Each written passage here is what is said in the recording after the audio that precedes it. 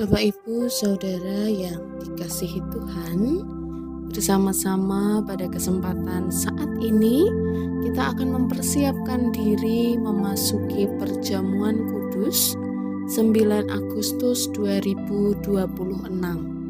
Dimanapun kita berada, mari bersama-sama kita meneduhkan hati untuk memasuki saat teduh.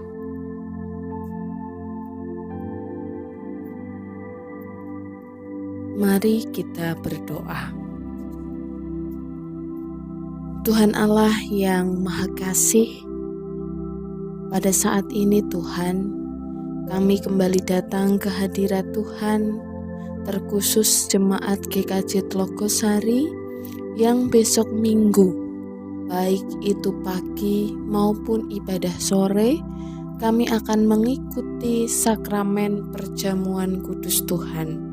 Pada saat ini, kami hendak merenungkan sabda firman Tuhan sebagai persiapan bagi kami memasuki sakramen perjamuan kudus.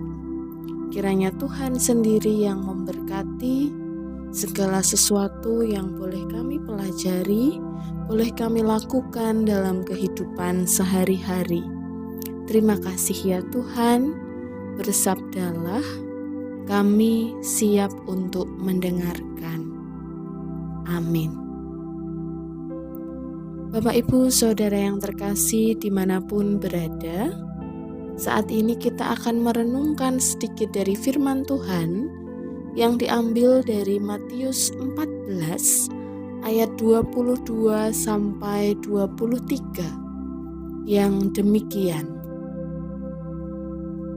Sesudah itu Yesus segera memerintahkan murid-muridnya naik ke perahu dan mendahuluinya ke seberang. Sementara itu, ia menyuruh orang banyak pulang.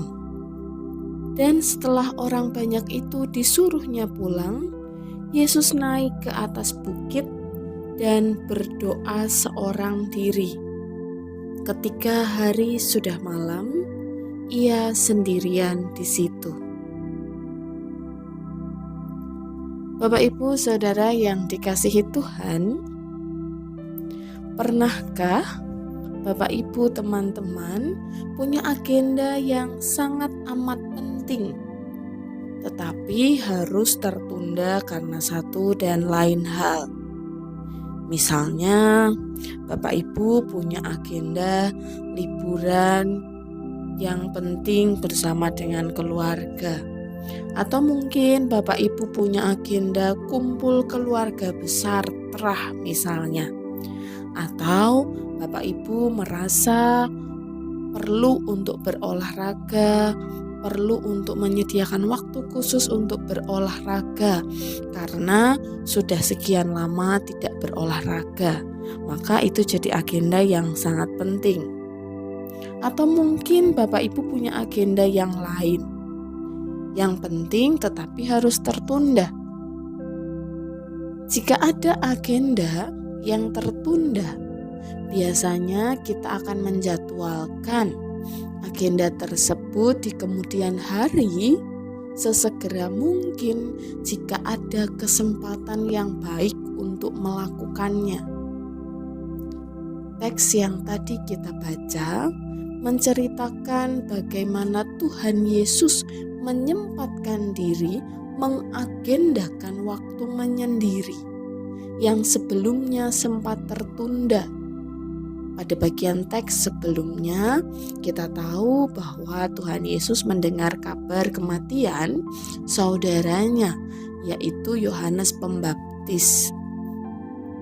Tuhan Yesus perlu untuk menyendiri dan menyingkir. Pertama, Tuhan Yesus perlu menyendiri karena kesedihan dan kedukaan yang ia rasakan tentunya. Yang kedua, Tuhan Yesus perlu untuk menyingkir dari daerah tersebut karena bahaya bahwa Tuhan Yesus juga diburu oleh Herodes karena anggapan bahwa Tuhan Yesus adalah Yohanes yang bangkit kembali. Maka Bapak Ibu, dalam teks yang kita baca ini ketika Tuhan Yesus sebelumnya belum sempat untuk menyendiri dan menyingkir, gagal karena ternyata banyak orang mengikutinya dan Tuhan Yesus tergerak hatinya untuk menolong mereka satu persatu, untuk mengajarkan mereka tentang hal-hal baik, untuk berkhotbah dengan mereka. Maka setelah itu Tuhan Yesus memberi makan 5.000 orang, dan setelahnya Tuhan Yesus menyuruh para murid-muridnya naik ke perahu untuk mendahulunya ke seberang, sedangkan orang banyak itu disuruhnya untuk pulang. Nah, dalam kesempatan inilah akhirnya Tuhan Yesus punya waktu untuk naik ke atas bukit dan berdoa seorang diri. Pada saat itu hari sudah malam dan ia sendirian di tempat itu. Bapak, Ibu, Saudara, dan teman-teman, ketenangan memang tidak punya satu bentuk universal. Ada orang yang menemukan ketenangan dalam kesunyian. Ada orang yang justru merasakan ketenangan batin saat ia mampu berbagi cerita, berbagi canda dan tawa bersama dengan orang lain. Setiap orang punya cara yang berbeda untuk mendapatkan ketenangan batinnya. Yang menarik, dua sisi ini sebenarnya saling melengkapi. Kesendirian memberi ruang untuk mendengarkan suara hati, untuk menjernihkan diri. Sedangkan relasi, bercakap dengan orang lain, berkomunitas, menolong kita menguji dan menumbuhkan kebijaksanaan dalam kehidupan sehari-hari. Jadi, singkatnya, tanpa refleksi, maka relasi bisa jadi dangkal. Tanpa relasi, refleksi bisa juga mandek. Maka setiap orang perlu untuk kemudian mencari ketenangan batin, baik itu dalam kesunyian atau dalam relasinya dengan orang lain.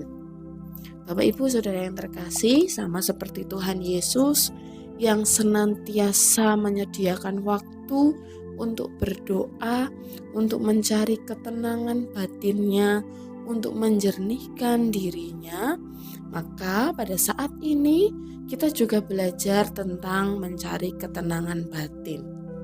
Jadi Bapak Ibu, ternyata dalam kehidupan sehari-hari, dalam riuhnya kehidupan kita perlu untuk memberi jeda pada setiap perjalanan itu.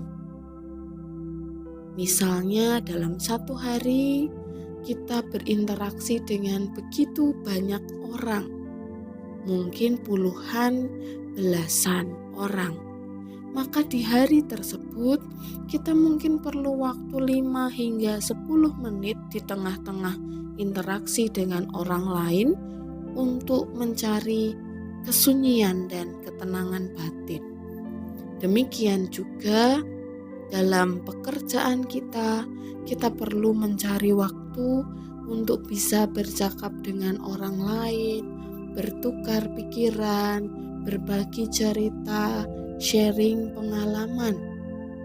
Ini adalah jeda-jeda atau perhentian dalam gerak kehidupan dan pelayanan kita. Ketenangan yang dimaksud bisa saja kesunyian yang benar-benar di sana kita melakukan keheningan, tidak melakukan apa-apa, hanya murni mencari keheningan. Tetapi kita juga dapat melakukan ketenangan aktif.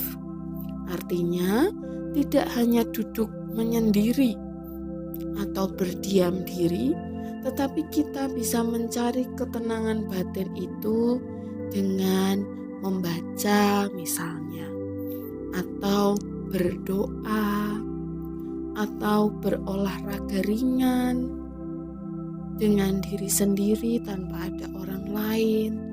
Jadi kesendirian tetap terasa produktif sekaligus juga menyehatkan.